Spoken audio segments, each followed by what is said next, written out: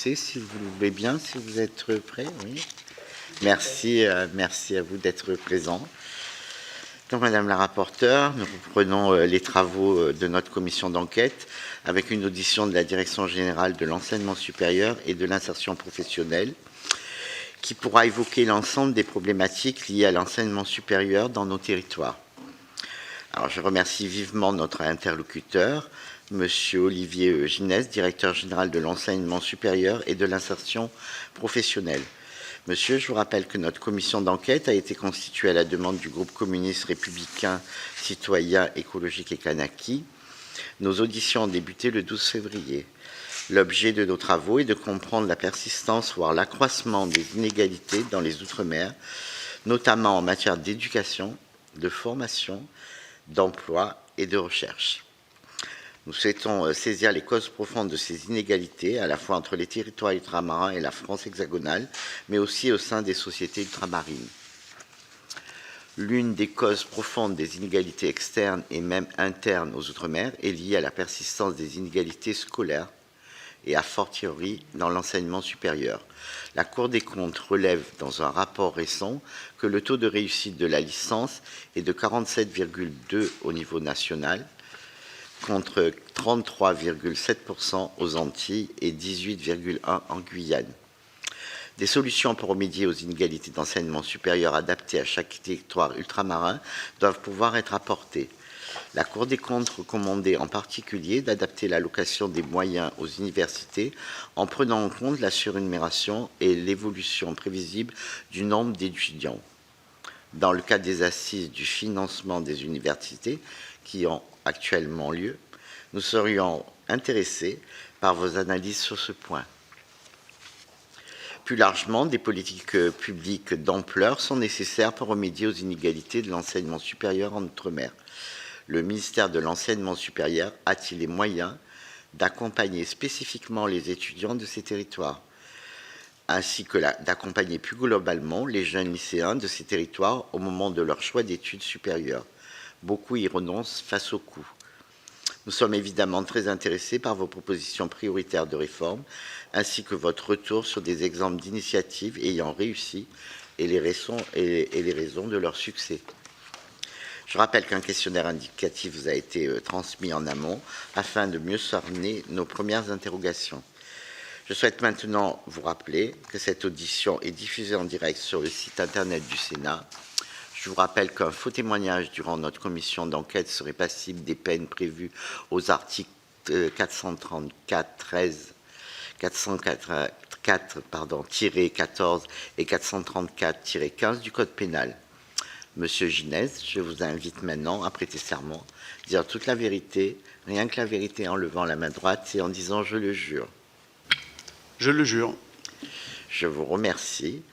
Alors, si vous le voulez bien, monsieur, vous pourriez prévoir une brève présentation liminaire de 5 à 10 minutes, après laquelle je céderai la parole à madame la rapporteure, puis si des commissaires nous rejoignent, s'ils avaient des questions à vous poser. Je vous cède la parole. Madame la Présidente, Madame la rapporteure, merci beaucoup pour vos propos liminaires. Donc du coup, permettez-moi peut-être de dresser un tableau de l'enseignement supérieur à minima de la recherche en Outre-mer avec quelques chiffres et quelques éléments que vous avez déjà commencé à apporter dans le cadre de vos propos introductifs. Alors, en termes de chiffres, de volume, pour ce qui concerne la DGSIP, le nombre d'étudiants ultramarins est d'environ 90 000. Donc c'est une population estudiantine qu'il faut rapporter au nombre d'étudiants hexagonaux et donc nationaux qui est de l'ordre de 3 millions. Donc on parle d'une population estudiantine assez minime par rapport au reste des étudiants au niveau national. Il s'agit d'une population dont le taux de boursiers est très largement supérieur à la moyenne nationale, puisque la moyenne nationale est aux alentours de 22% de boursiers, alors que pour les étudiants ultramarins, nous avons un taux de boursiers de 43%. Quand on regarde de plus près ces étudiants et lorsque l'on se pose la question de où vont-ils entre les offres de formation qu'il y a sur les territoires ultramarins et les offres de formation qui leur sont ouvertes sur l'ensemble du territoire hexagonal, on constate qu'il y a environ 50 000 de ces étudiants qui font leurs études dans leur territoire, donc dans des établissements d'enseignement supérieur ou dans des EPLE, dans des lycées, lorsqu'il s'agit de classes préparatoires ou de BTS. Quand on regarde de plus près, parce qu'il est intéressant de voir la façon dont ils se répartissent entre les filières universitaires et les filières dites courtes, techniques ou professionnelles, on s'aperçoit que dans leur territoire, ces étudiants sont à 65% dans des filières universitaires, en majorité en premier cycle, et 26% sont en BTS. Alors que lorsque l'on regarde la population des étudiants ultramarins au niveau hexagonal, et donc quand on regarde de plus près les 40 000 étudiants auxquels je faisais référence plus tôt, et savoir où est-ce qu'ils sont, on s'aperçoit qu'à 70% ils sont à l'université et 7% en BTS. Ce qui montre que les étudiants ultramarins, lorsqu'ils restent sur leur territoire, ils ne sont pas forcément dans les formations qu'ils choisissent lorsqu'ils font une mobilité en France hexagonale. Donc ça, c'est un premier élément qui permet quand même de planter un certain nombre de prérequis sur l'analyse des inégalités potentielles entre les territoires ultramarins et le territoire hexagonal.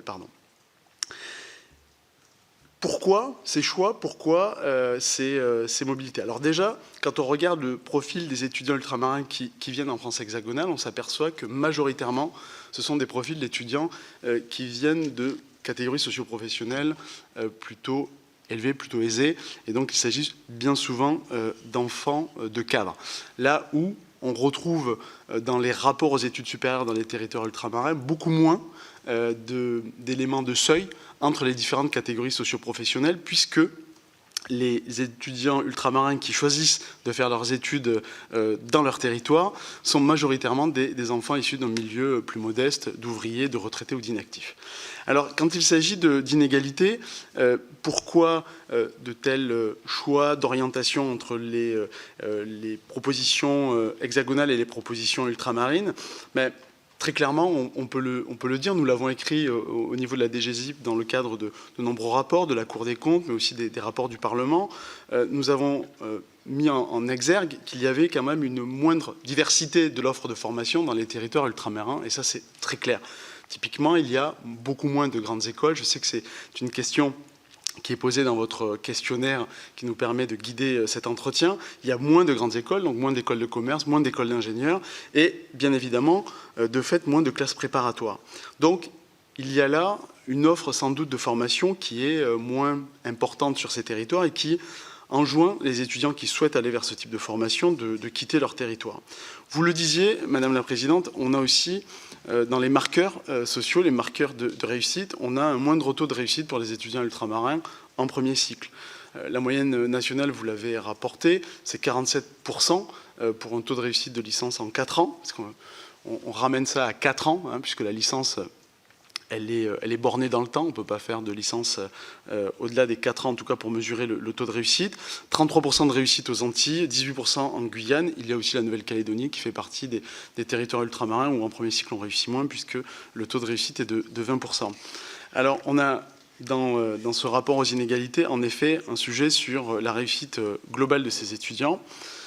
Dans le contexte de la mobilité, je le disais, on a un sujet entre le choix de faire ses études sur son territoire ou aller en France hexagonale. On a le sujet du logement, le logement étudiant qui est encore trop peu développé dans les territoires ultramarins pour pouvoir accueillir sans doute au plus près des lieux de formation les étudiants. Donc on a quand même un contexte social qui est moins favorable qu'en France hexagonale. Donc du coup, la moindre présence de logements sociaux étudiants est sans doute un élément aussi dirimant. Pour autant, même si on a des sujets, j'allais dire négatifs, mais en tout cas moins positif qu'il ne le faudrait sur le plan du logement social, étudiant, on s'aperçoit quand même qu'il y a une dynamique d'accueil des établissements d'enseignement supérieur ultramarins, puisque si on regarde de plus près les chiffres, ce sont des chiffres du CIES, de 2002 à 2024, on a eu quasiment un doublement du nombre d'étudiants dans les établissements supérieurs ou assimilés des régions et des départements d'outre-mer. On est passé de 39 700 à 63 500, ce qui montre quand même qu'il y a une dynamique d'accueil plus favorable pour les étudiants dans leur territoire. Ce qui montre aussi, et on a quelques... parliez d'initiatives et de réussite, ce qui montre aussi qu'il y a une dynamique positive dans ces territoires pour développer de nouvelles offres de formation. Parce que quand je faisais mon diagnostic chiffré, il est assez statique, mais quand on regarde depuis 20 ans ce qu'il s'est passé, il y a énormément de choses. Il y a eu la création de l'Université des Antilles, la création de l'Université de Guyane, qui a volé de ses propres ailes après avoir été hébergée, ou en tout cas couvée par l'Université de Guadeloupe et de Martinique. On a la création d'un deuxième cycle, pour ne citer que celui-ci, de santé à La Réunion. On a également la création de l'université de Mayotte, qui est passée d'un CUFR, d'un centre universitaire, à un format, en tout cas administratif, de plein exercice. Donc c'est une véritable université aujourd'hui. Donc on a quand même des initiatives positives qui montrent que l'on avance dans ces territoires-là. Quand on regarde aussi les chiffres, on s'aperçoit que sur le taux de poursuite d'études, on n'a pas à rougir dans les territoires ultramarins parce que la moyenne nationale est à 79%, là où dans les territoires ultramarins, la poursuite d'études est à 76%. Pour les bacs généraux, on a même un petit pourcentage de plus dans les territoires ultramarins par rapport à l'Hexagone sur la poursuite d'études. Par contre, il est vrai que quand on fait un zoom de plus près, on s'aperçoit que sur les bacheliers technologiques, on a sans doute un moindre taux de poursuite d'études, sans doute pour des exigences aussi économiques liées aux besoins du territoire. Enfin, peut-être vous dire, après avoir égrené ces chiffres et planté quelque part le décor des études supérieures pour les étudiants ultramarins dans l'Hexagone et dans leur territoire, peut-être vous dire ce que le ministère fait. Je parlais d'initiatives favorables dans la dynamique de développement de l'ESR en Outre-mer. Dans ce contexte-là, on a mis en place depuis 2022 un nouveau format de contractualisation qui a pris toute son ampleur, en tout cas dans les territoires ultramarins. Je veux parler bien sûr des contrats d'objectifs de moyens de performance que l'on signe avec les établissements depuis 2022. Alors, la première génération de ces contrats était autour de 0,8-1% de la subvention pour service public de ces établissements-là, pour financer des projets nouveaux, pour les aider dans le pilotage de leur offre de formation, dans leur gouvernance. Aujourd'hui, le ministre a décidé de passer à 100% d'émissions, donc dans une logique de contractualisation globale avec les établissements. Et on a vu, dès lors que l'on a commencé à mettre en place cette contractualisation, nous avons vu les établissements ultramarins, les différentes universités, s'emparer du sujet et faire des efforts très conséquents sur la transformation de leur offre de formation pour l'adapter aux besoins du territoire et surtout pour l'adapter aux besoins des étudiants. C'est ainsi que l'on a vu dans des territoires comme La Réunion ou bien les Antilles la création d'un plus grand nombre de filières technologiques sur ce que l'on appelle communément les STEM, les sciences techniques de l'ingénieur et les mathématiques, et également sur les filières santé. Donc grâce à la contractualisation avec l'État, on a vu qu'il y avait une prise de conscience des établissements pour transformer, adapter leur offre de formation. Nous avons aussi des initiatives sur la mobilité des étudiants, puisque vous le rappelez, il y a quand même une proportion non négligeable d'étudiants ultramarins qui viennent dans l'Hexagone, et on travaille beaucoup avec la DGOM, la Direction Générale des Outre-mer, ainsi qu'avec la DOM, sur le dispositif passeport, les dispositifs de mobilité, pour aider dans des bonnes conditions les étudiants à s'établir durablement chez nous, en France hexagonale, et en tout cas sur le territoire national hexagonal, et réussir. On a un sujet sur les bourses, puisqu'on a, depuis 2022-2023, intégré un certain nombre de paramètres liés à la distance géographique qui sépare la France hexagonale et la France ultramarine, qui n'étaient pas intégrés jusqu'alors dans les points de charge, dans les calculs de seuil. Donc il y a eu en 2022 un ajout de 1 à 2 points de charge en fonction de la distance qui sépare l'étudiant de son lieu d'études, et c'est valable entre Outre-mer, France hexagonale. Et donc ça permet quand même de tenir compte de l'éloignement géographique et d'accentuer la possibilité de faire des mobilités.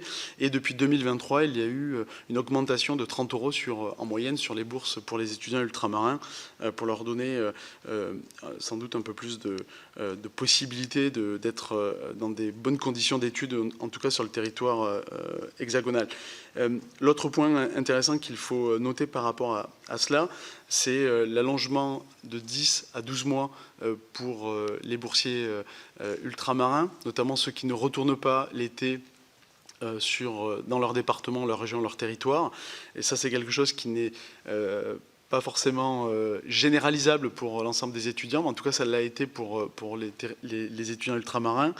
Et enfin, on a aussi sur le volet, ou plutôt sur le volant de la vie étudiante, énormément accompagné les Crous dans la création de logements nouveaux, avec un apport supplémentaire de financement, d'investissement.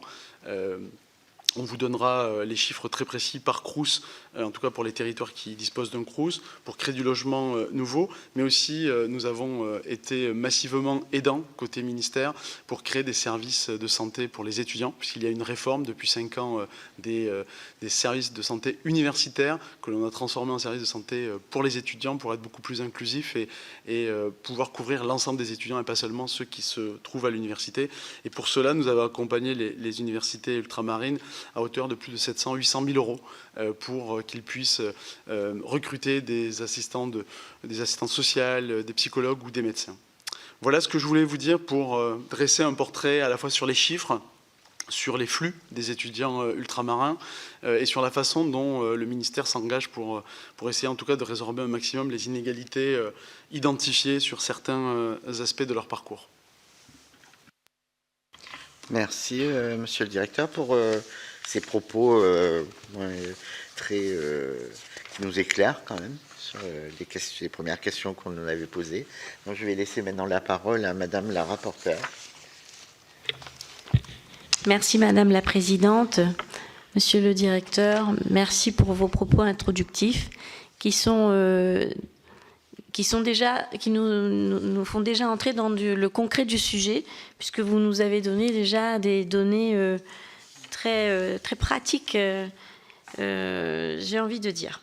Vous l'avez compris, notre commission d'enquête s'attache à la question des inégalités en Outre-mer, mais dans son volet systémique, à savoir comment ces inégalités viennent percuter les citoyens de façon globale, à la fois dans leur vie, dans leur vie d'enfant, dans la vie de parents, mais aussi dans la vie d'actifs et finalement tout au long de la vie globalement.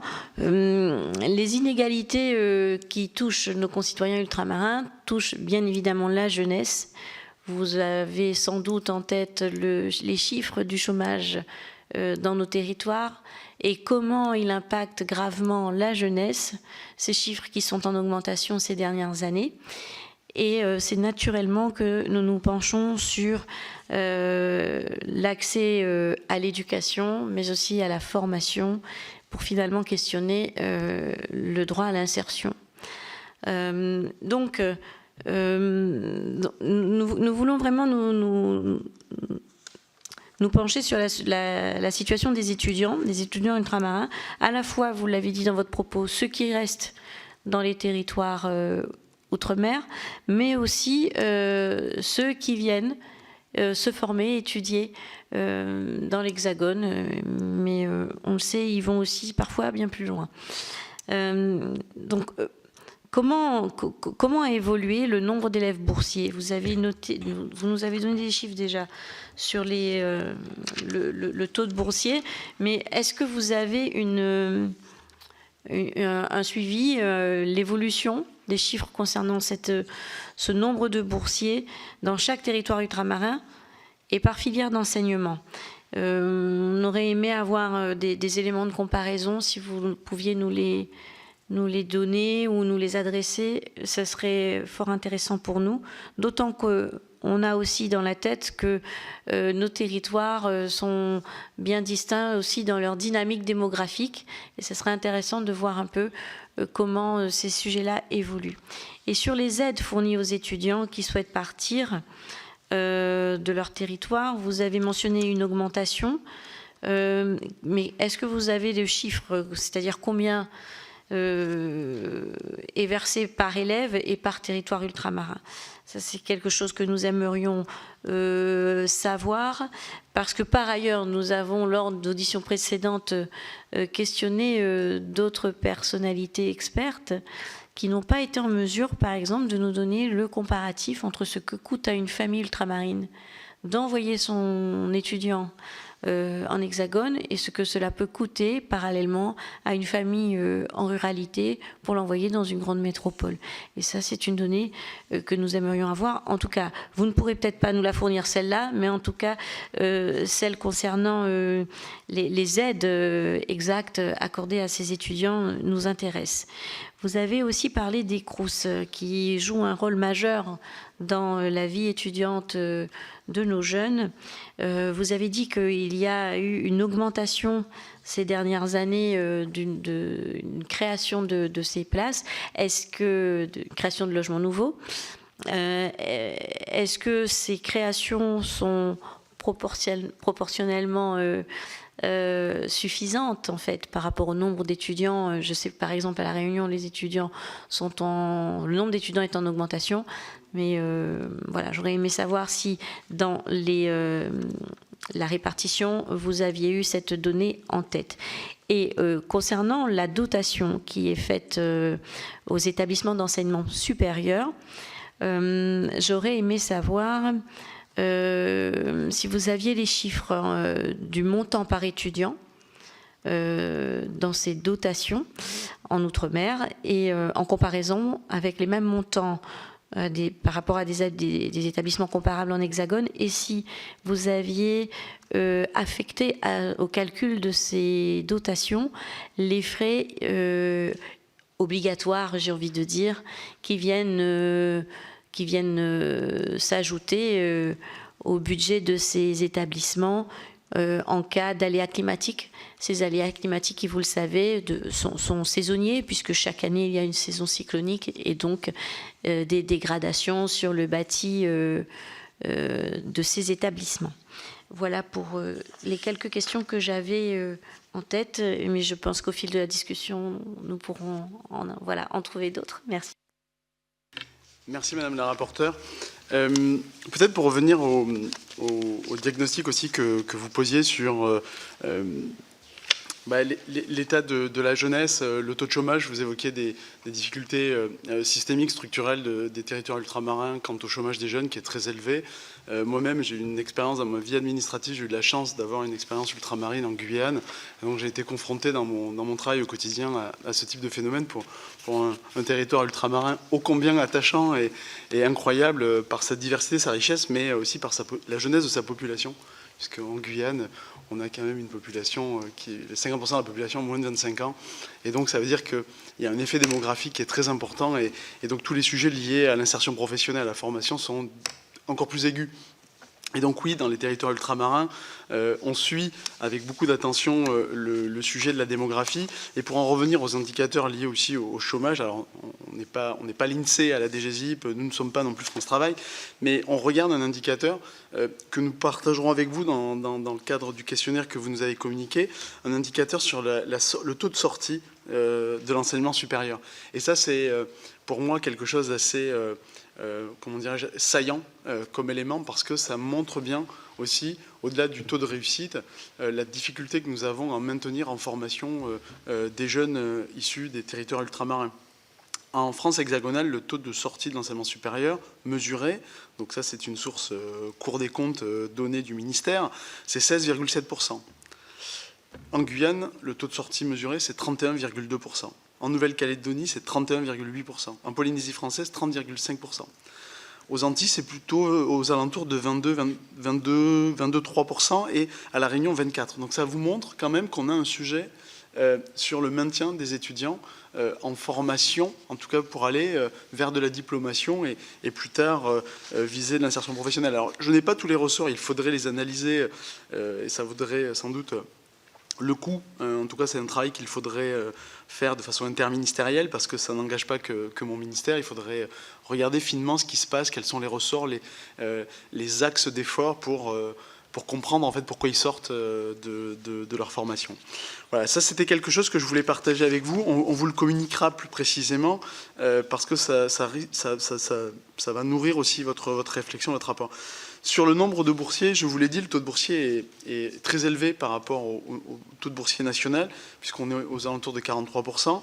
Et quand on regarde la dynamique de ce taux, on s'aperçoit qu'il a augmenté de 19% en 10 ans. Oui, on est passé aujourd'hui à un taux de boursier de 43%, mais en partant un taux beaucoup plus faible il y a 10 ans, puisqu'on est passé de 22 900 boursiers en 2014 à 27 300 en 2024. Voilà, donc ça c'est quelque chose d'assez important. Et quand on regarde, parce que c'est une de vos questions également, par académie, et nous pourrons, au-delà du questionnaire, nous vous avons préparé un petit tableau de répartition sur l'évolution des effectifs par académie, l'évolution des boursiers, qui vous permettra aussi d'avoir une vision plus fine de l'évolution par territoire. Mais typiquement en Martinique et en Guadeloupe, le nombre de boursiers est typiquement stable.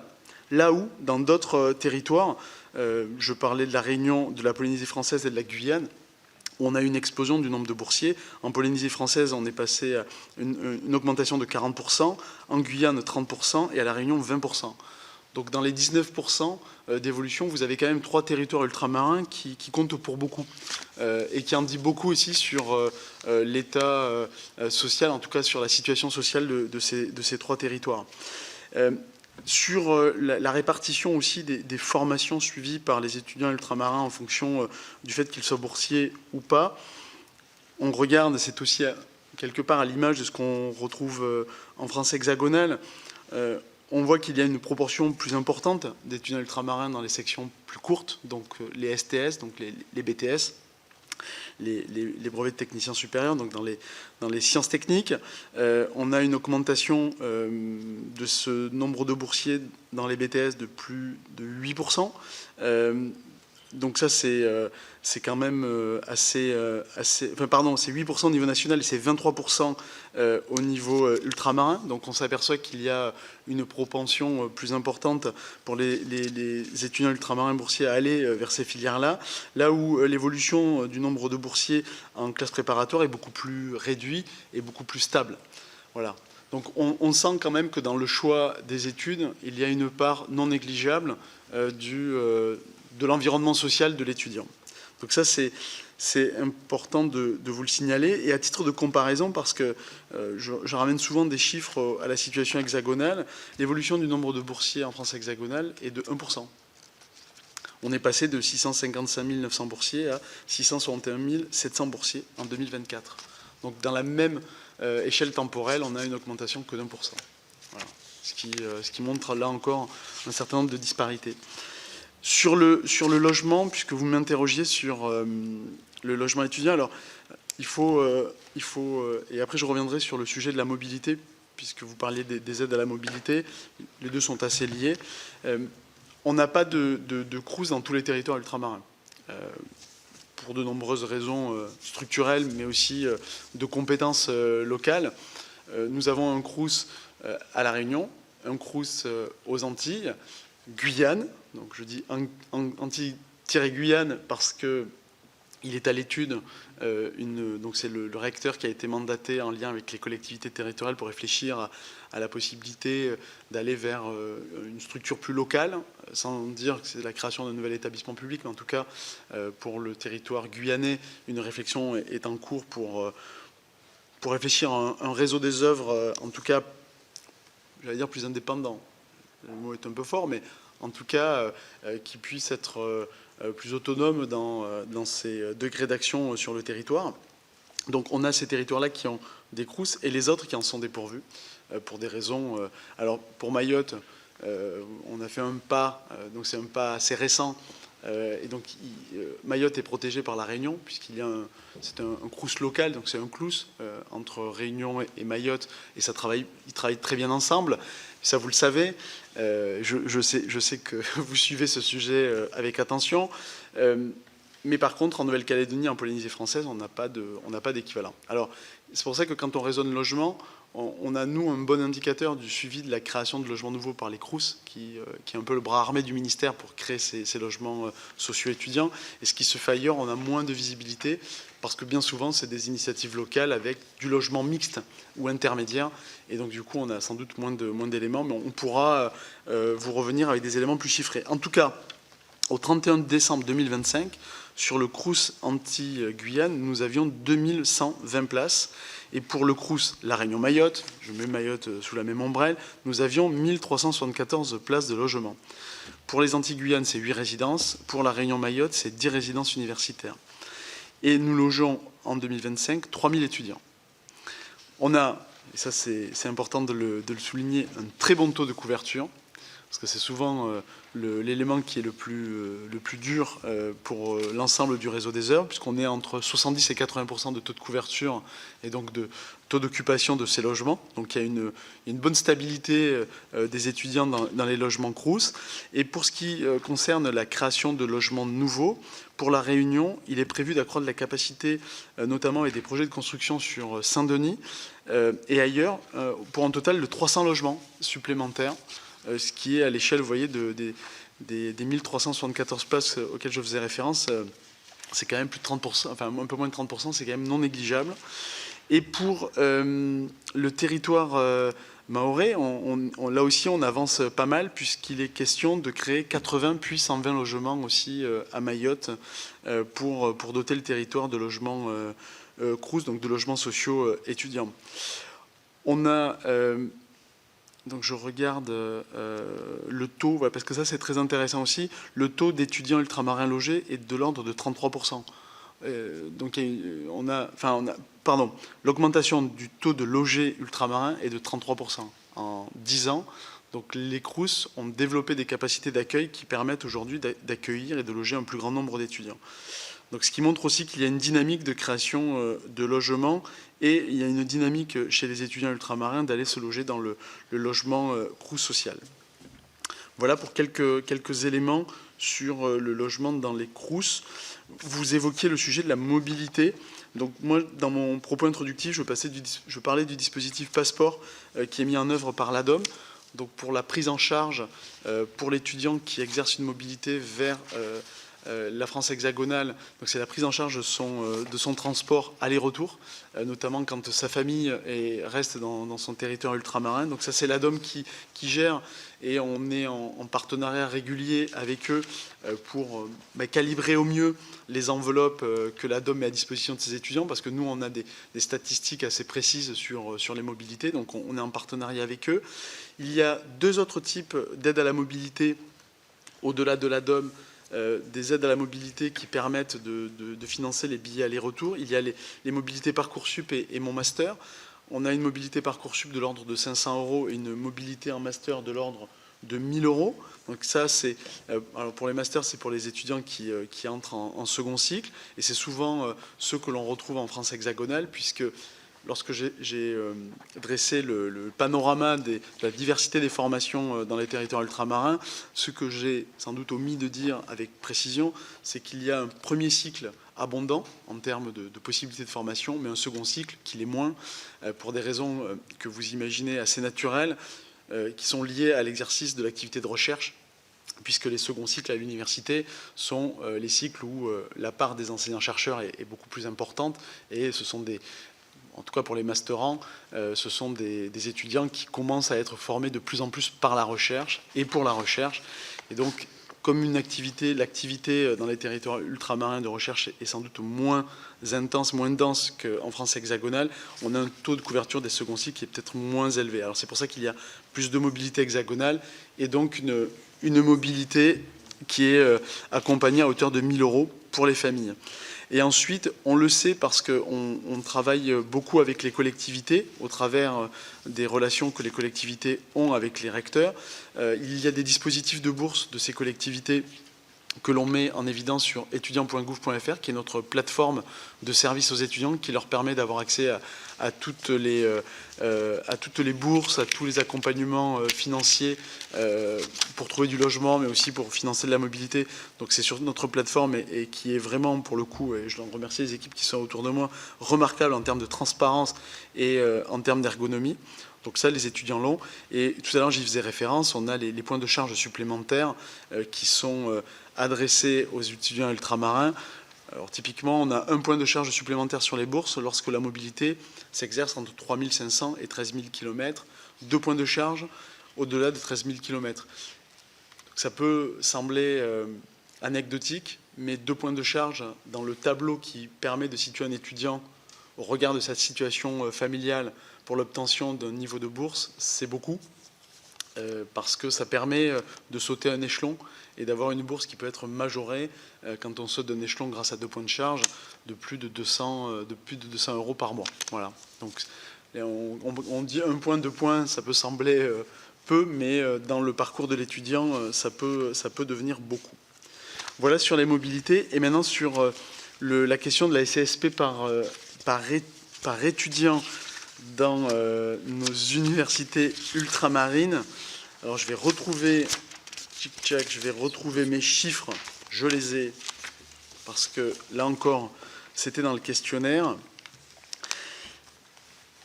Alors déjà, je ne suis pas le plus à l'aise pour parler de SCSP par étudiant, au regard de ce que vous évoquiez, Madame la Présidente, tout à l'heure, dans votre propos sur les assises du financement, qui remet un petit peu sur la table le diagnostic qui doit être partagé avec les établissements sur la méthode du calcul de l'allocation des moyens qui vient de l'État vers les universités. Donc, quand je dis la méthode de calcul, ce n'est pas le modèle d'allocation des moyens, parce qu'il n'est pas question de modèle d'allocation des moyens, mais jusqu'à présent, il y a des règles d'attribution de la subvention aux établissements qui, par le temps, se sont un peu sédimentées, qu'il faut reclarifier, sans doute remettre un peu de transparence et partager avec les établissements. Et c'est le rôle qu'ont confié les 2 ministres, le ministre des Comptes publics et le ministre de l'Enseignement supérieur de la Recherche et de l'Espace, à Jérôme Fournel et à Gilles Roussel, pour rebâtir un diagnostic partagé et proposer des orientations sur l'allocation des moyens aux établissements. Alors, je prends toujours beaucoup de pincettes, parce que quand on réduit la SCSP par étudiant, on ne tient pas forcément compte des particularismes locaux, en France hexagonale comme dans les territoires ultramarins, parce qu'il y a des universités qui peuvent être propriétaires de leur foncier, d'autres qui sont affectataires pour le compte de l'État, d'autres qui payent des loyers, d'autres qui ont beaucoup de campus, d'autres qui ont des campus unifiés, d'autres qui ont des antennes. Donc les charges, les coûts induits ne sont pas forcément les mêmes, et c'est, en termes de périmètre, pas forcément évident à y voir clair. Pour autant, on vous les donnera, et je peux vous les donner là. En 2025, pour l'Université des Antilles, si on ramène, et avec toutes les précautions que je vous ai données, la SCSP par étudiant, au périmètre de financement du programme dont j'ai la charge, donc le programme 150, formation d'enseignement supérieur, c'est 9 765 €. Pour la Guyane, c'est 8 821 €. La Réunion, 8 305, Mayotte, 12 076, Nouvelle-Calédonie, 12 893 et Polynésie française, 13 359. Ces chiffres-là, je vous les donne parce que, bien entendu, ils sont plus étayés dans le questionnaire que vous nous avez adressé. Par ailleurs, ils sont publics, puisque ces attributions individuelles aux établissements font l'objet d'une discussion en CNESER tous les ans, avant notification aux établissements. Donc ce sont des chiffres qui sont connus de tous. Pour autant, c'est assez réducteur de parler de SCSP par étudiant, donc on pourra vous donner les chiffres, les montants globaux par établissement. Je les ai là aussi, parce que ça vous montre globalement ce qui est donné aux établissements au titre de la subvention pour charge de service public, et on pourra vous donner les montants globaux avec les effectifs qui permettent de faire le calcul qui donne la SCSP par étudiant. Donc on vous donnera tout ça dans le questionnaire. Voilà. Plutôt que de se lancer dans des calculs savants devant vous. Après, ce qu'il faut noter, c'est que par rapport à la catégorie des établissements, on est quand même majoritairement, sauf pour la Réunion, la Guyane et les Antilles, en présence d'universités pluridisciplinaires sans santé. Donc c'est pour ça que les taux de SCSP pour les établissements sans santé sont plus élevés, ils dépassent les 10 000 €, parce que du coup, on sait que les formations en santé, par rapport à l'intensité, le nombre d'étudiants et par rapport au coût, on n'a pas du tout les mêmes ratios. Donc, dans les calculs, on en tient compte, et c'est pour ça qu'on peut avoir un petit décalage entre les universités avec et sans santé. Mais en tout cas, toutes les universités ultramarines sont pluridisciplinaires. Voilà. Donc ça, c'est plutôt une bonne nouvelle, parce qu'il n'y a pas de choix disciplinaire particulier sur un territoire plutôt qu'un autre. Voilà pour les sujets liés à la SCSP par étudiant. Je ne sais pas si j'ai répondu à toutes vos questions. Oui, moi j'aurais bien aimé savoir le taux de sortie, vous avez parlé du taux de sortie, il est le même pour ceux qui restent sur le territoire et que ceux qui sortent du territoire pour aller faire des études dans l'Hexagone. Alors il est vrai que les taux de sortie que je vous ai évoqués, ce sont des taux de sortie qui comprennent juste le périmètre des étudiants ultramarins, donc du coup sans distinguer. Exactement. C'est sur l'ensemble. Alors c'est sur l'ensemble des territoires ultramarins. C'est pas pour, ils sont pas pour les hexagonaux. Non, les ultramarins dans l'hexagone, je n'ai pas le chiffre précis, mais on va le demander. Voilà, on va regarder. Je vais demander aux équipes du service statistique ministériel de nous détourer ces chiffres-là. Mais c'est une très bonne question. Oui. Merci. Maintenant, je laisse la parole à Madame la rapporteure. Merci, Madame la Présidente. Pour revenir sur cette histoire du taux de sortie, il faut savoir quand même que nos étudiants ultramarins, quand ils viennent pour faire leurs études dans l'Hexagone, ils peuvent se voir attribuer une bourse et s'ils s'arrêtent en cours d'année, ils sont dans l'obligation de la rembourser. Donc beaucoup se maintiennent tout au long de l'année pour ensuite faire une réorientation à la fin de l'année universitaire.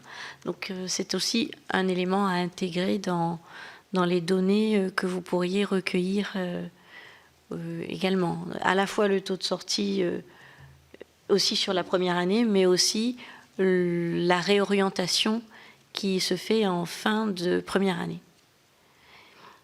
Je vais juste compléter la question. Oui, alors j'ai également d'autres questions. D'abord, j'aimerais revenir sur la question des dotations. Parmi les facteurs qui sont pris en compte dans votre calcul, est-ce que le surcoût outre-mer est pris en compte d'une manière ou d'une autre? J'aimerais juste savoir si la spécificité outre-mer est intégrée et comment vous l'intégrez si c'est le cas. Et j'ai quand même une question qui est une question de fond, je dois l'avouer, qui porte sur Parcoursup, puisque voilà un dispositif à cheval sur 2 ministères, mais qui est crucial dans le parcours de formation de nos étudiants et surtout nos étudiants ultramarins. Nous avons constaté que certaines formations sont payantes au moment de la formulation du vœu sur la plateforme. Je me permets de rajouter que ces frais qui sont demandés ne sont pas des frais d'inscription, mais bien des frais de vœu, et qu'ils ne sont pas remboursés. Quel est le coût moyen du coup pour un vœu sur Parcoursup au regard de tous ces éléments-là, et comment pourrait-on mettre fin à cette inégalité, puisque face à cet état de fait, on a donc des étudiants qui renoncent à certaines formations. Et sur Parcoursup, en l'occurrence, c'est un tri social qui se fait selon la situation sociale des parents. Donc ça, c'était une première question. Et j'avais une autre question sur le repas. Comment a évolué le nombre de repas servis et le coût associé par les CROUS outre-mer ? Puisque le coût de la vie, vous le savez, est plus élevé dans nos territoires. Est-ce qu'il est pris en compte par le ministère dans la subvention qui est allouée au repas des étudiants ultramarins? Et quid des étudiants qui sont en lycée et qui suivent des formations en BTS, ou en classe préparatoire? À La Réunion, la région Réunion a appliqué le repas à 1 € pour les étudiants en établissement, en lycée, mais là, la question va se porter peut-être aussi sur les autres territoires ultramarins. Merci.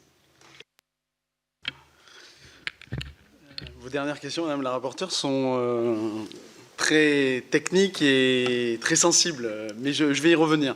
En tout cas, c'est bien noté pour la sortie des étudiants de leurs études, pour détourer par rapport à la nécessité de rester pour maintenir, en tout cas pour avoir le maintien des bourses tout au long de l'année. Donc ça, Exactement, pour ne pas avoir à le rembourser. Donc ça, on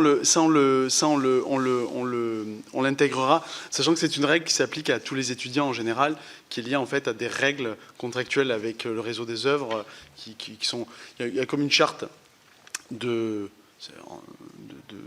bonne gestion entre l'étudiant, l'établissement et le Crous, parce qu'il faut un minimum d'assiduité, se présenter aux examens, et voilà. Donc ça, on y est très vigilant, mais voilà. Oui, exactement. Le sujet, c'est la distance qui sépare l'étudiant de son foyer, et ça, il faut le regarder avec beaucoup d'attention. Mais après, vous savez que nous sommes une administration d'opérateurs, avec des opérateurs autonomes, notamment les universités. On donne des orientations. On évite aussi d'être dans le micromanagement au quotidien de nos établissements. Heureusement, on leur laisse énormément d'autonomie depuis 2007, 2008.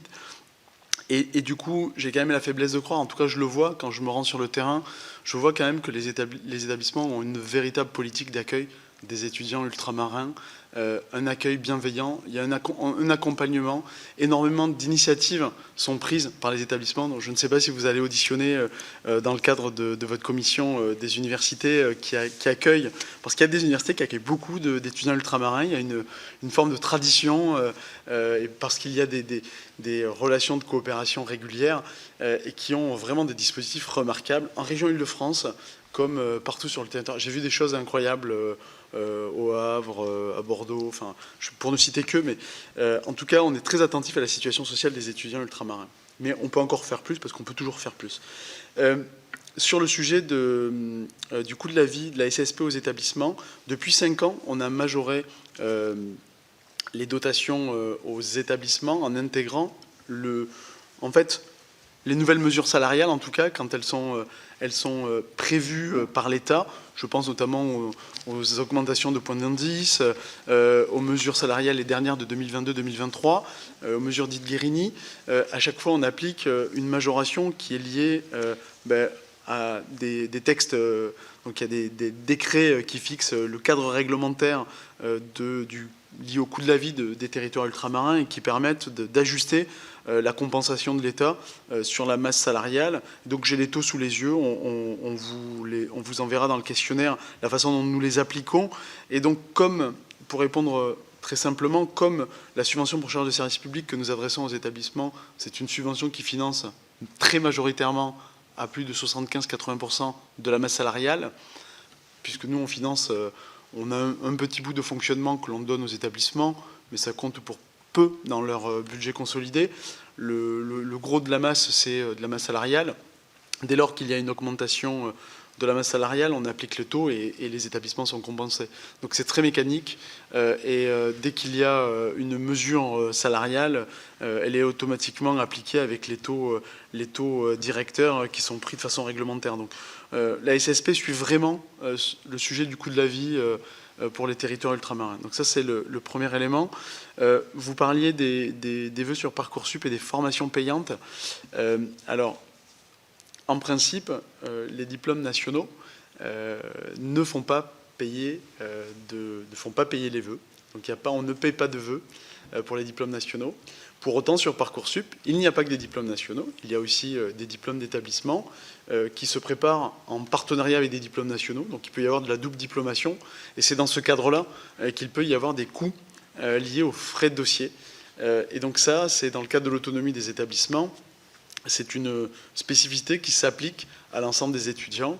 Moi, j'ai quelques exemples, je ne vais pas les citer parce que je ne veux pas qu'on pointe du doigt tel ou tel établissement qui fait ça, mais à partir du moment où on a une licence sélective, une double licence ou une licence qui se fait en parallèle à un DU, bien souvent les établissements demandent des frais de dossier. Donc ce n'est pas des droits d'inscription, c'est des frais de dossier pour faire passer des oraux, pour faire passer des concours.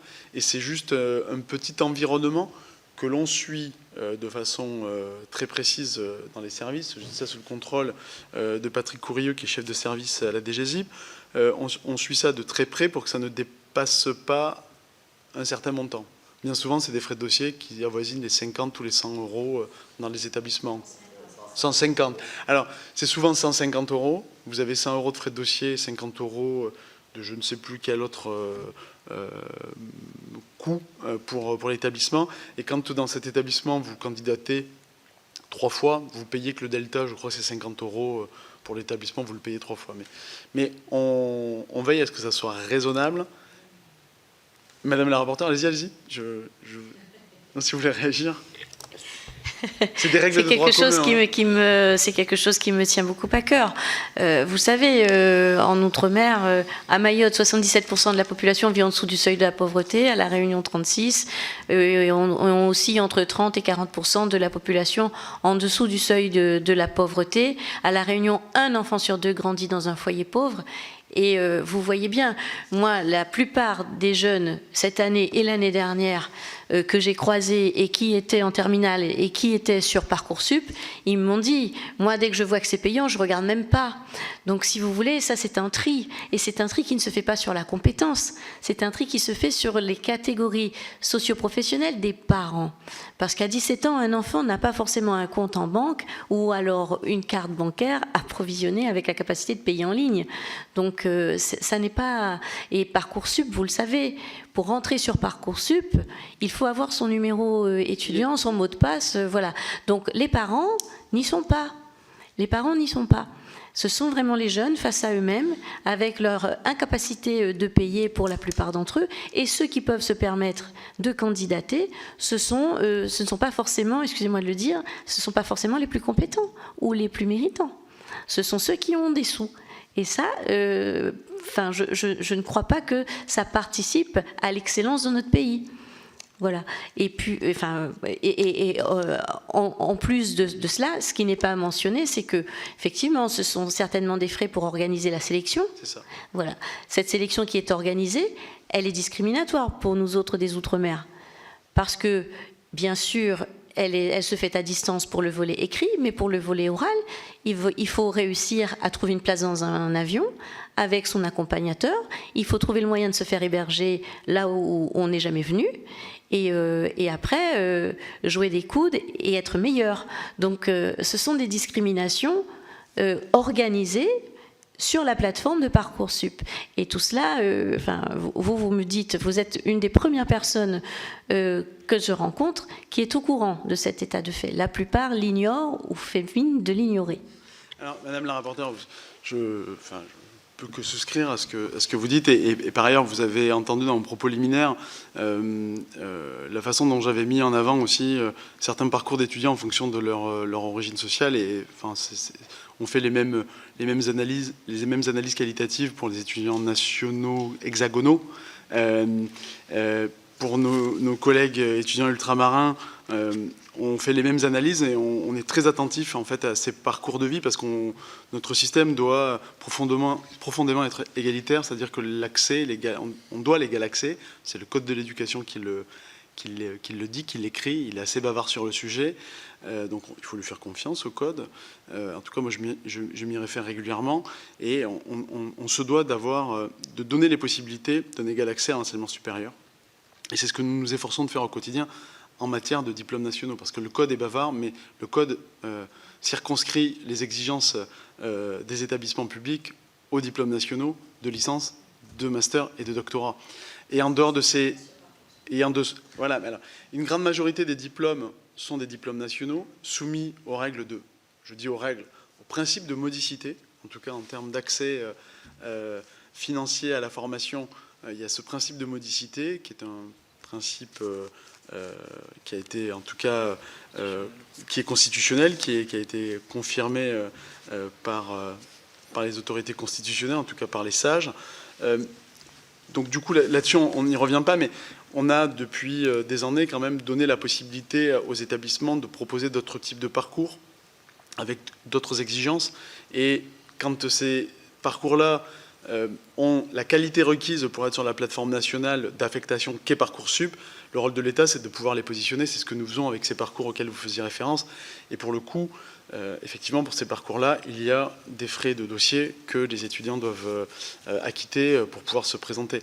Mais après, vous comprenez bien aussi que c'est un sujet qui est assez délicat parce qu'il ne faut pas de rupture d'égalité. C'est-à-dire qu'on ne peut pas avoir de préférence, je le dis comme ça, ultramarine, puisque ça s'applique aussi pour les foyers les plus modestes du territoire hexagonal. Donc il faut qu'on arrive à trouver les équilibres pour qu'il n'y ait pas de rupture d'égalité. C'est ça le sujet. Quand je parle d'égal accès, il faut l'entendre de façon très inclusive et ne pas avoir de spécificité pour tel ou tel territoire, parce que là on serait censuré par le juge, c'est évident. Donc en tout cas on prend le point, les inquiétudes. Ce que je note dans ce que vous dites, Madame la rapporteure, c'est qu'il y a aussi un besoin d'accompagnement par les parents, parce que vous disiez que les étudiants ultramarins, et je le sais pour l'avoir vu, sont souvent livrés à eux-mêmes sur ces plateformes-là. Et je crois qu'on a aussi, mais ça c'est un travail qu'on mène avec nos collègues de l'enseignement scolaire, de l'éducation nationale, dans le parcours d'orientation au lycée, dans les EPLE, il faut qu'on donne un grand nombre d'outils à ces étudiants pour qu'ils s'y retrouvent dans Parcoursup.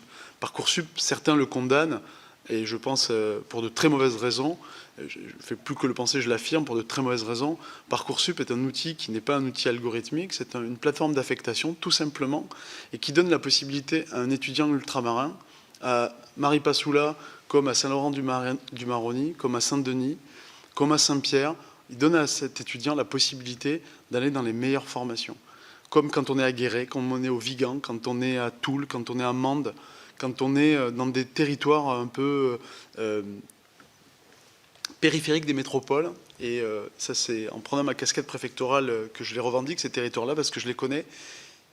Et Parcoursup a permis à ces étudiants qui sont issus de ces territoires-là d'avoir accès à tout ça. Quand on était à Maripasoula ou à Saint-Laurent-du-Maroni, on ne se doutait pas qu'on avait accès à Sciences Po Paris, à Paris 2, donc à Panthéon-Assas, à Paris 1, à l'Université Aix-Marseille, à Bordeaux. Grâce à Parcoursup, aujourd'hui, c'est possible. Et ça, c'est une chance.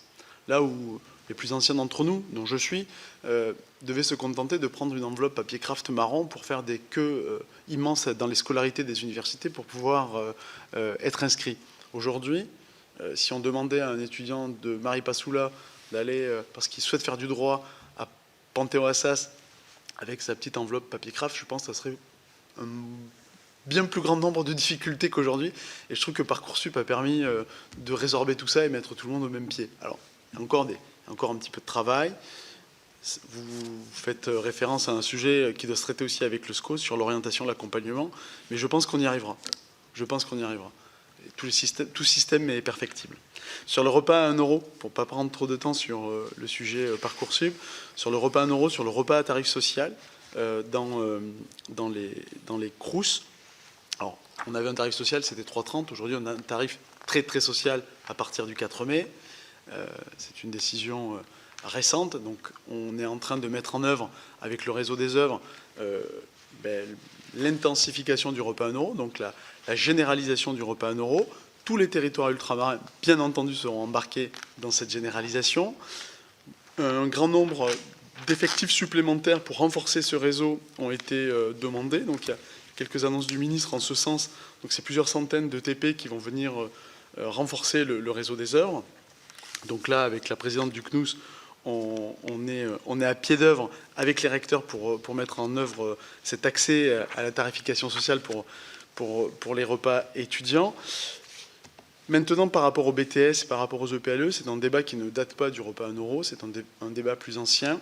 On a, à l'initiative de sénateurs, eu la loi dite Lévy, qui a permis de cartographier les zones blanches, en tout cas d'accès à la restauration à tarif social pour les étudiants les plus reculés, auxquels je faisais référence quelques minutes plus tôt, qui sont dans le public comme dans le privé du reste, dans du privé d'intérêt général ou du privé, en tout cas où ils sont reconnus comme des étudiants.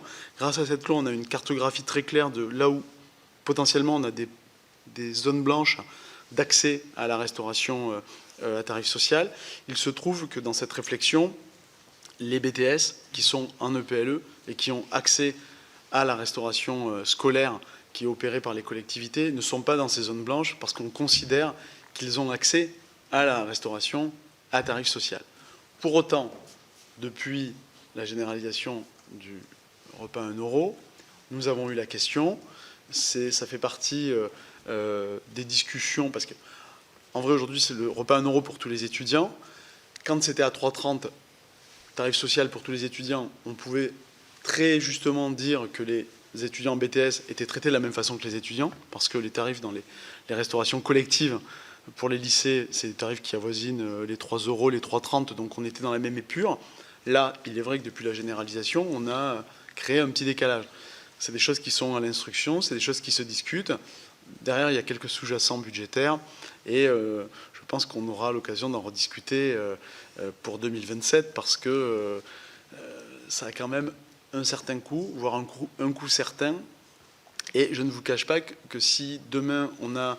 Alors, ça sera une discussion sans doute avec les collectivités, puisque ce sont elles qui opèrent cette restauration collective dans les EPLE, dans les régions. Je ne sais pas, à date, là, je suis modeste directeur général, donc je n'ai pas tous les éléments de discussion entre les collectivités et les aspects, et le gouvernement et les aspects budgétaires, mais on aura sans doute l'occasion de se poser la question en 2027.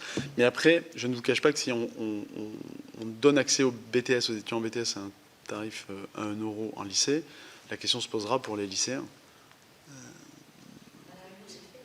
Oui, ben voilà. Je sais que les collectivités, pour certaines, ont pris des initiatives à La Réunion, dans d'autres territoires, et pas que l'ultramarin. Il y a eu des initiatives en ce sens.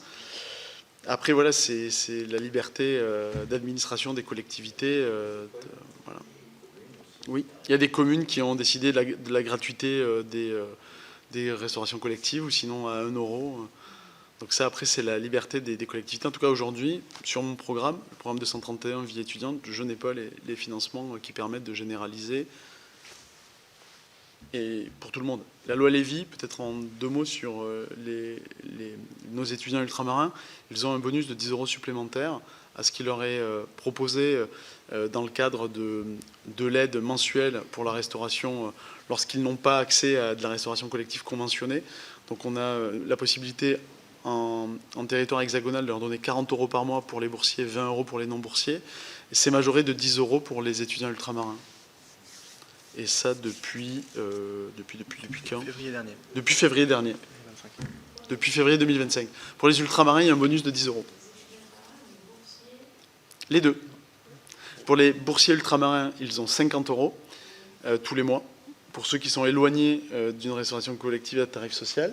Et pour les non-boursiers, ils ont 30 €. C'est ça, Naïs ? Voilà, ça peut dire merci. Je suis précis parce que j'ai des équipes très précises. C'est formidable. Merci pour vos réponses qui sont très claires, très concrètes.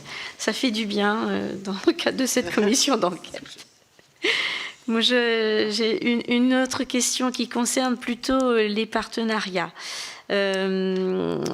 Est-ce que cela vous paraîtrait envisageable ou souhaitable d'encourager les grandes écoles françaises, notamment les écoles d'ingénieurs, à ouvrir des campus délocalisés en Outre-mer? Comment y parvenir? Et nous avons un exemple, nous, à La Réunion, c'est-à-dire que la Sorbonne a ouvert une antenne à l'île Maurice. Donc voilà, au-delà de cela, comment développer des écoles dans nos territoires. Et une autre question, toujours sur les partenariats.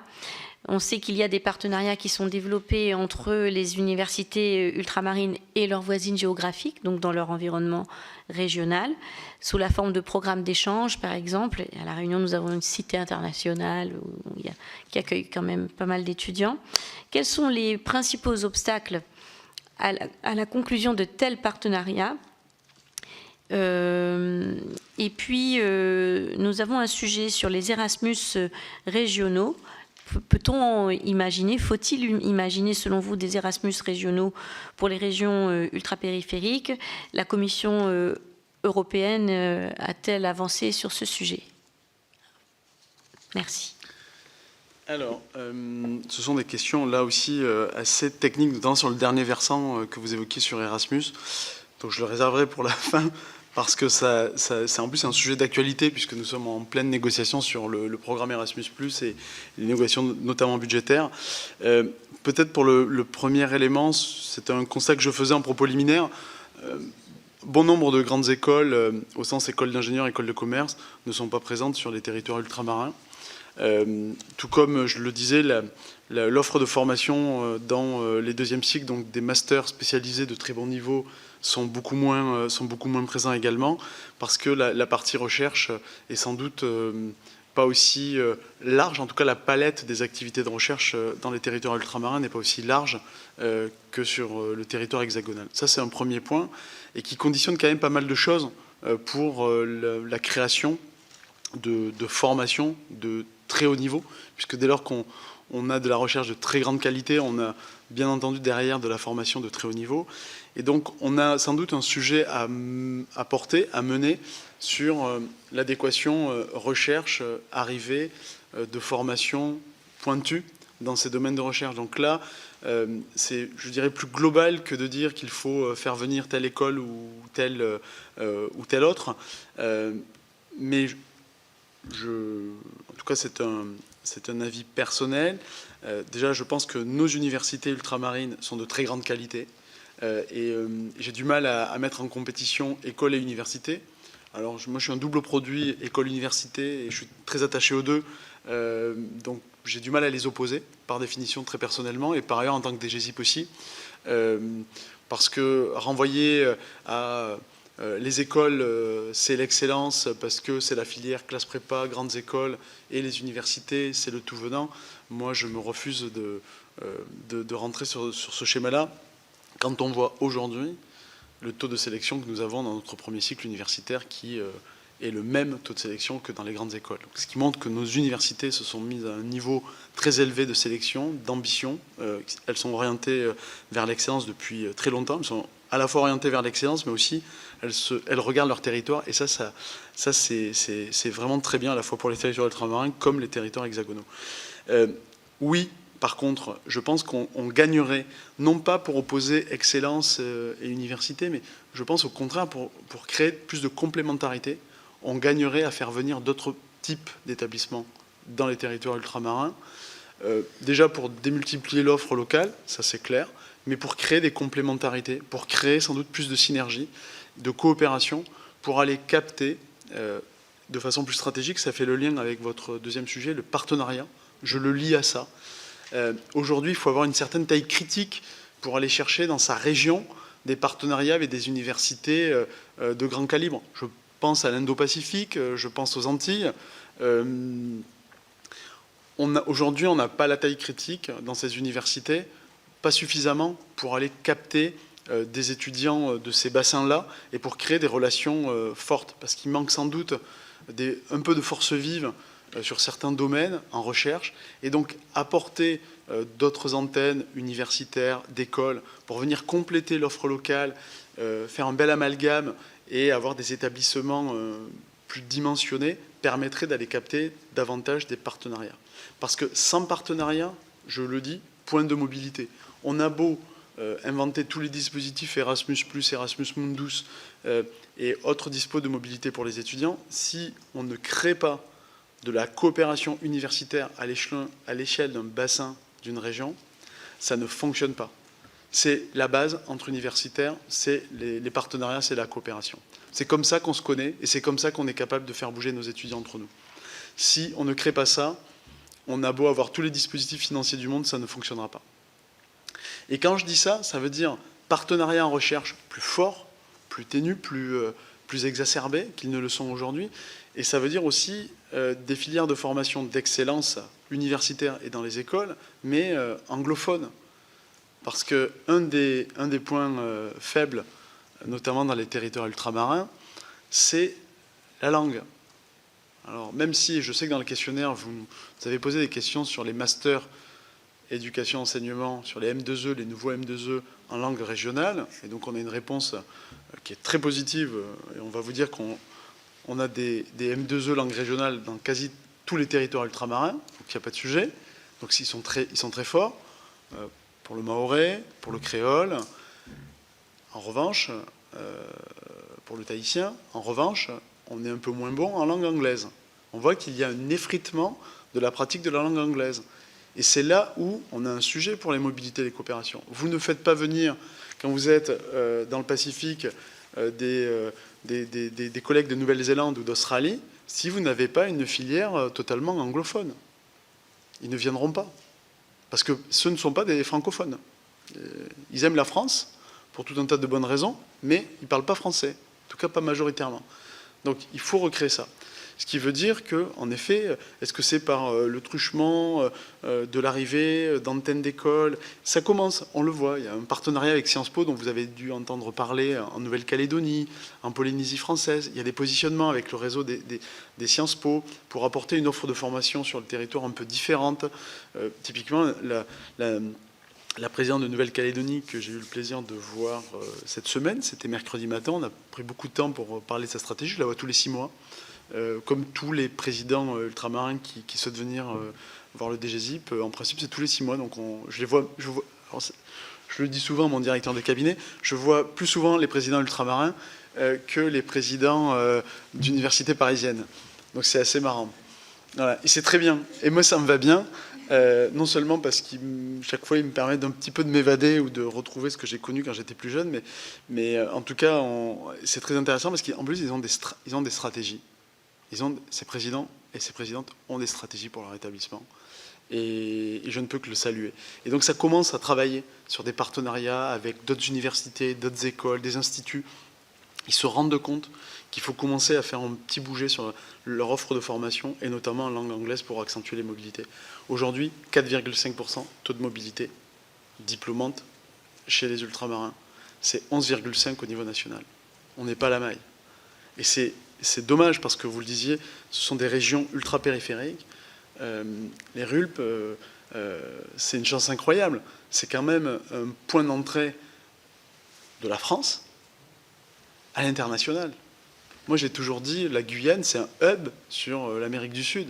C'est un hub incroyable. C'est un hub spatial, mais c'est un hub économique, c'est un hub de la jeunesse. Enfin, on a une chance, c'est inouï.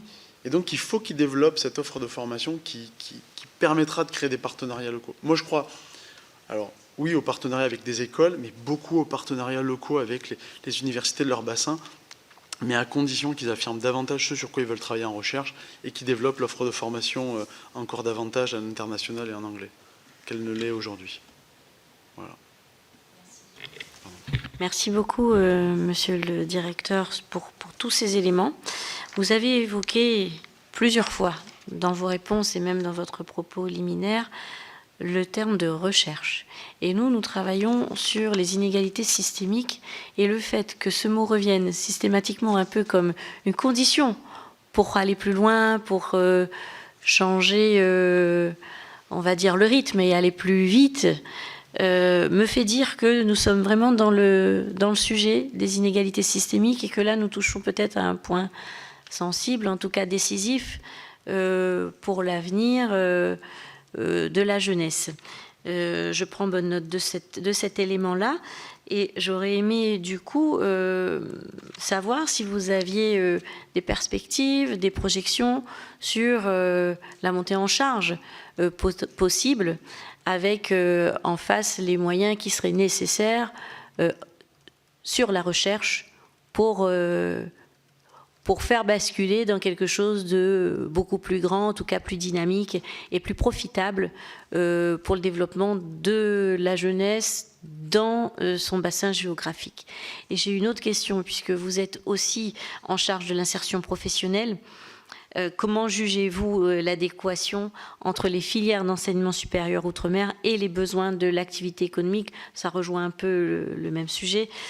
Comment améliorer cette adéquation? Est-ce que le dialogue entre les établissements, les acteurs économiques et les collectivités est-il suffisant?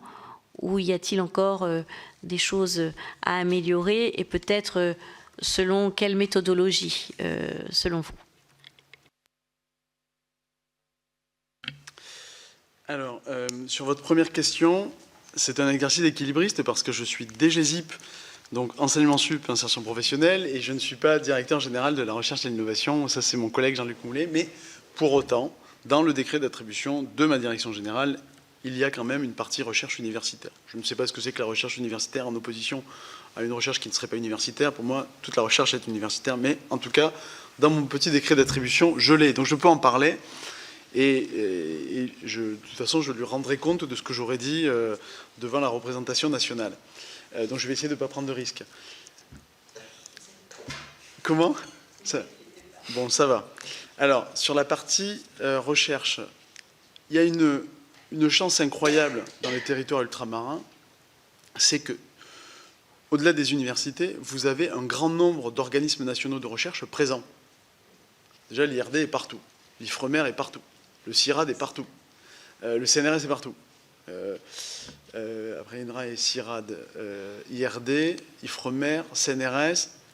Alors, en Guyane, il y a la particularité du CNES. Je pense qu'en Polynésie aussi, il doit y avoir quelques observatoires. On a beaucoup d'observatoires. On a quand même un maillage entre les universités et les organismes de recherche qui est incroyable. Alors, de ma petite fenêtre, dans des fonctions antérieures qui ne sont pas celles de DGZIP, même si c'est ce que je dis aux recteurs à chaque fois que je vois les recteurs ultramarins, je leur dis tout le temps, reposez-vous sur les organismes nationaux de recherche pour alimenter vos cours.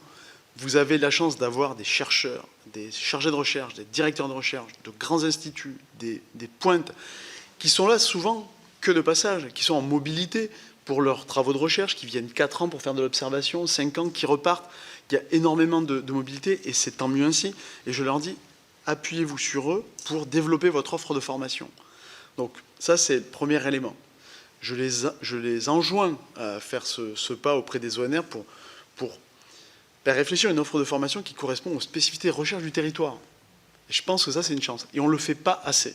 On ne le fait pas assez.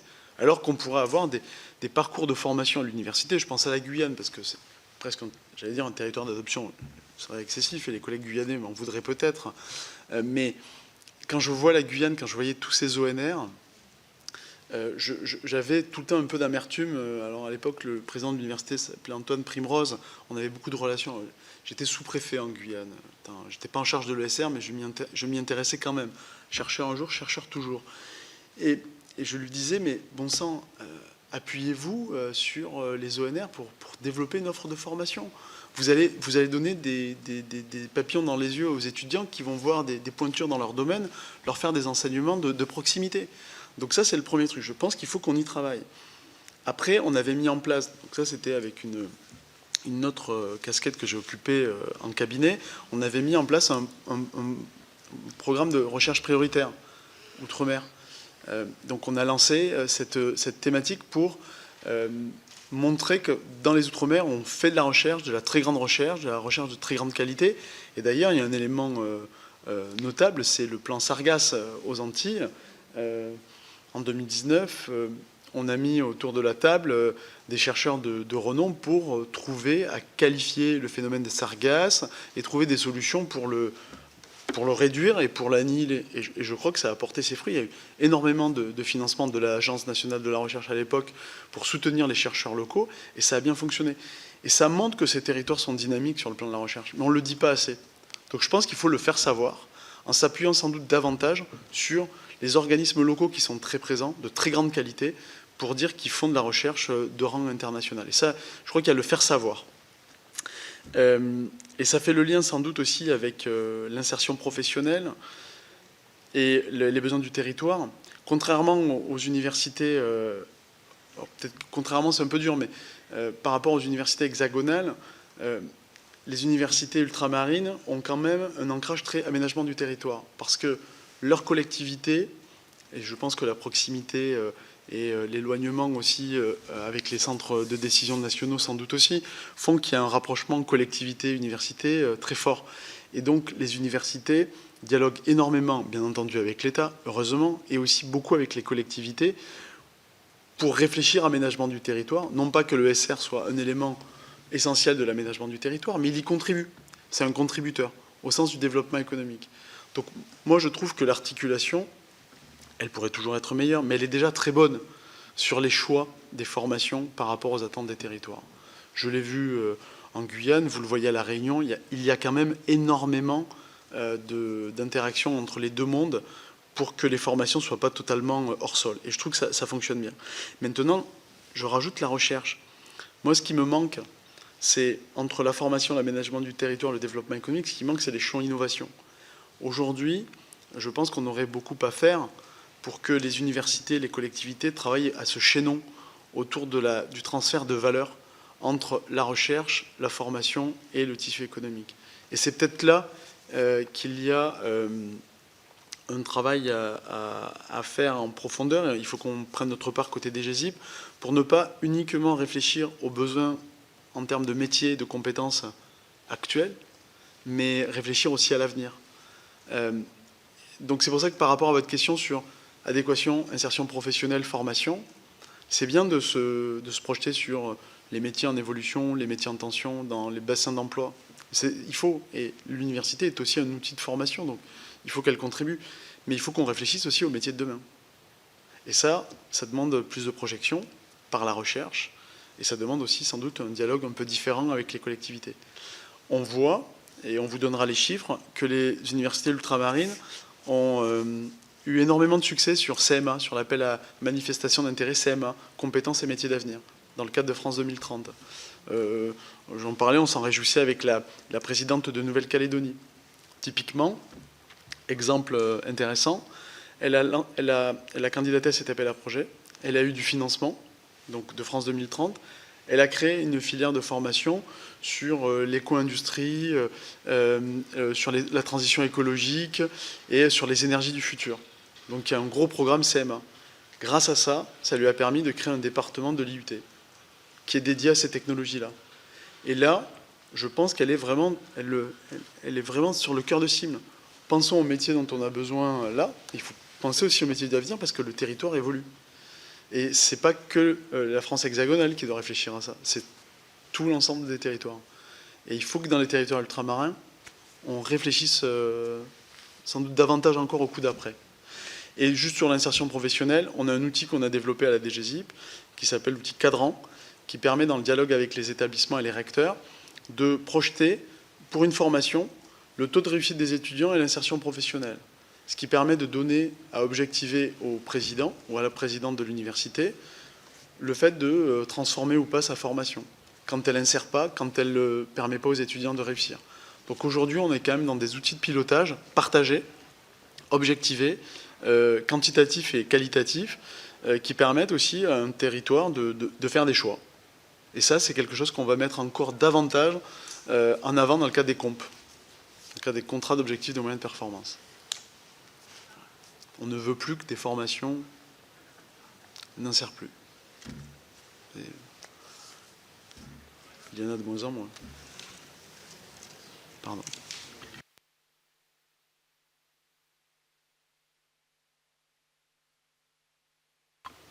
Donc, s'il n'y a plus de questions, on va mettre fin à cette audition et on vous remercie, monsieur le directeur, pour vos propos très précis, très éclairants et très dynamiques en plus. C'est vrai que c'était très intéressant. Donc, n'hésitez pas à compléter, si vous voulez, notre questionnaire avant fin avril pour qu'on puisse faire le rapport après par la suite. Merci. Merci Madame la Présidente, Madame la rapporteure, Mesdames, Messieurs, merci beaucoup. Merci. C'était un peu plus...